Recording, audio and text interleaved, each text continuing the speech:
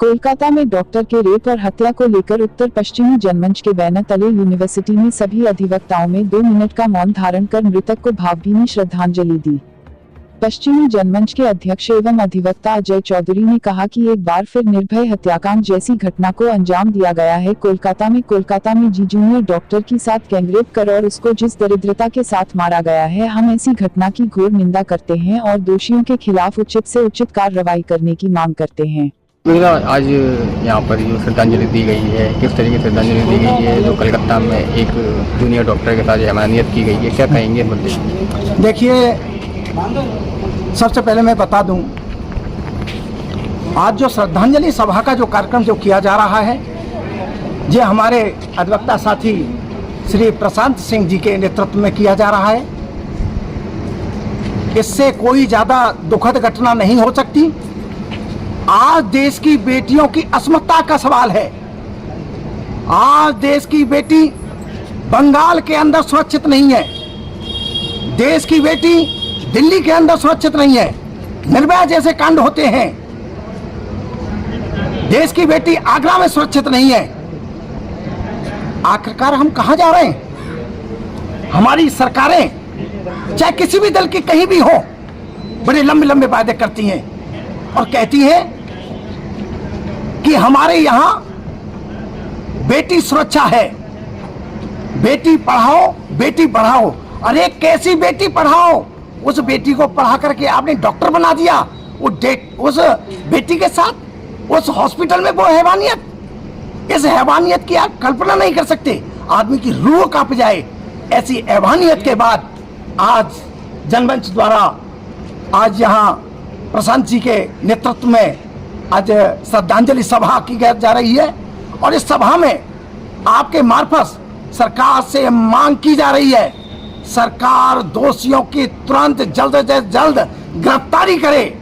और अगर दोषियों की गिरफ्तारी अगर नहीं होती है, अभी ये न समझा जाए ये आंदोलन डॉक्टरों तक है, आज ये अधिवक्ताओं के बीच में है, छात्रों के मध्य है, ये पूरे देश के अंदर ये चिंगारी फैल चुकी है। जब तक इस देश की बेटियों की अस्मिता सुरक्षित नहीं होगी, तब तक हम लोग आंदोलन करते रहेंगे।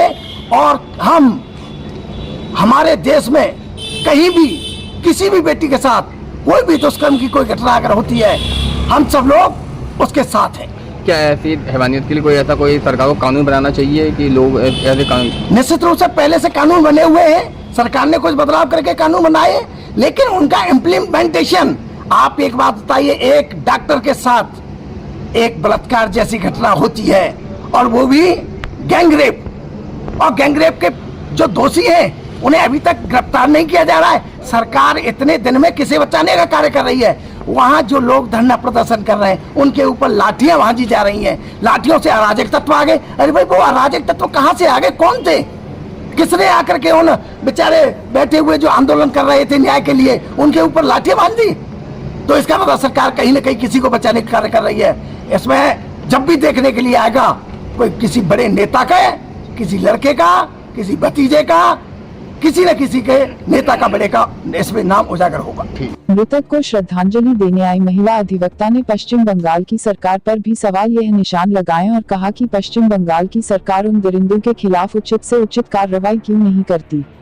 जी, क्या कहेंगे ऐसी घटनाओं को लेकर, जिस तरीके से घटना? मैं ये कहना चाहूँगी, जिस तरह से डॉक्टर के साथ ये बलात्कार और ये तेज मैं ये कहना चाहूँगी, ये डॉक्टर्स महिला के साथ ये बलात्कार और ये जघन्य जो अपराध हुआ है, इस बलात्कारियों को फांसी की सज़ा होनी चाहिए। और वो इंसान नहीं है, वो राक्षस प्रवृत्ति के लोग हैं जिन्होंने ऐसा किया है। सरकार से हमारी मांग है कि जल्द से जल्द गिरफ्तार कर बलात्कारियों को फांसी दी जाए। क्या कहेंगे आज आपके? मेरा नाम प्रशांत सिंह है।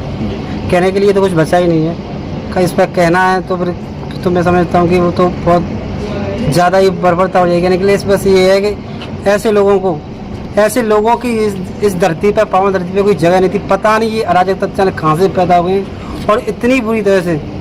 अगर जो एक पोस्टमार्टम रिपोर्ट को कोई देखेगा तो देख के ये कहेगा कि ये किसी इंसान ने नहीं किया है।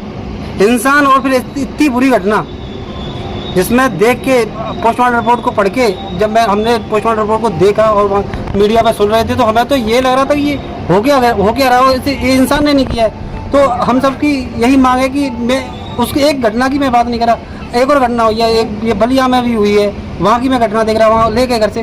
तो हम अब क्या है कि अब हर आदमी का एक जन जागरण, ये जनमंच है और जन जागरण का हर आदमी का एक दायित्व है कि उसे उठना चाहिए।